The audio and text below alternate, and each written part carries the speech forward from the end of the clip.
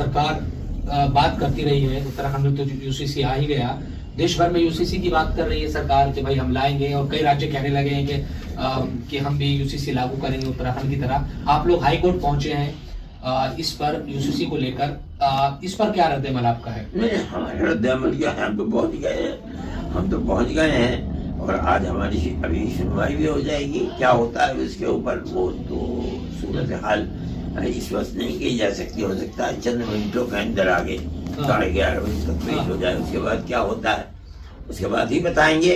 हमारा ख्याल ये है कि जो इन्होंने कदम बढ़ाया है उसमें इन्हें पीछे हटना पड़ेगा।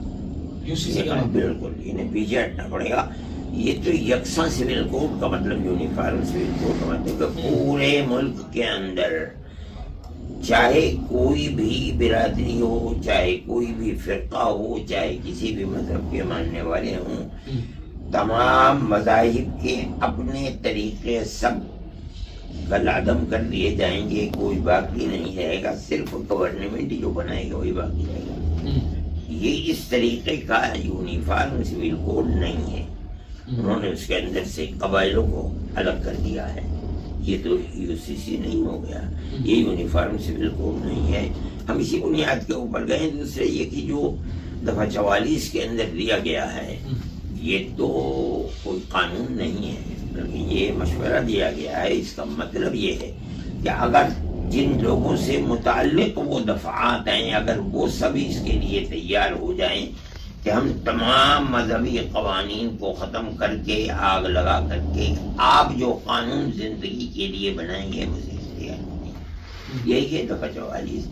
आपने हमें दफा 25 में, दफा 26 में, दफा 29 में खुल करके ये बात कह रखी है कि हर आदमी को अपने मजहब को इख्तियार करने की आज़ादी है हिंदुस्तान के अंदर। दफा 44 का जो आपका अमल है वो उससे टकरा रहा है। हम उसके लिए तैयार नहीं है। अगर हम तैयार हो जाएं कि ठीक है आप इसको खत्म करके अपने किसी कानून को लेकर के आ जाइए और तरीक़ेकार को, बहुत अच्छी बात है। लेकिन मुसलमान तैयार नहीं है। 20 करोड़ मुसलमान तैयार नहीं है। सिख तैयार नहीं है। दलित कहता है हम हिंदू नहीं हैं, हमारा मजहब है, हम नहीं तैयार हैं।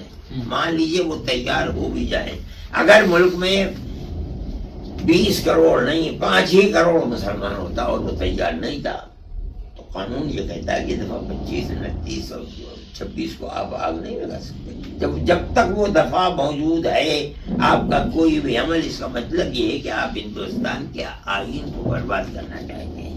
हिंदुस्तान के अंदर ये आईन जिसके अंदर सेकुलरिज्म है, जमीयत उलमा इसको लेकर के आई है। जब मुल्क की तकसीम के बाद जब दस्तूर बना है, ये लोगों ने बैठकर दस्तूर को बनाया है और ये कहा है कि हम अक़लियत हैं, अक़लियतों को अपने मजहबी हुकूक दीजिए। शरीफ लोग थे, उन लोगों के साथ काम किए हुए थे 50 साल से मुल्क की आज़ादी के लिए। रात दिन का उठना बैठना था, उन्होंने इसको कबूल किया और ये हुकूक आए हैं। जमीयत उलमा का बुनियादी किरदार है इसके अंदर।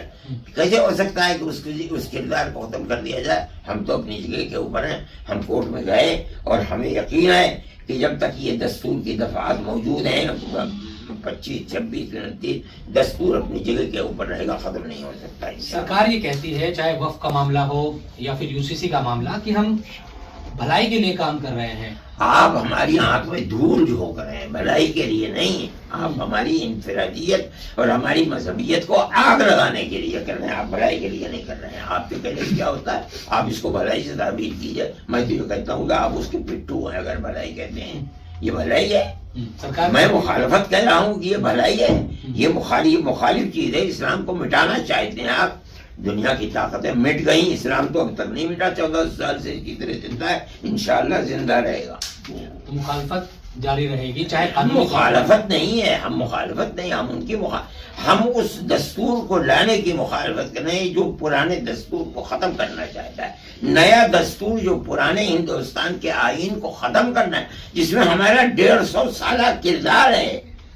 हमने 1803 से लेकर 47 तक अपनी जानें दी हैं। वो किरदार हमारी बुनियाद के हुआ। आप हमारे उस किरदार को मलियामीट करना चाहते हैं, हम तो इसे कबूल नहीं करते।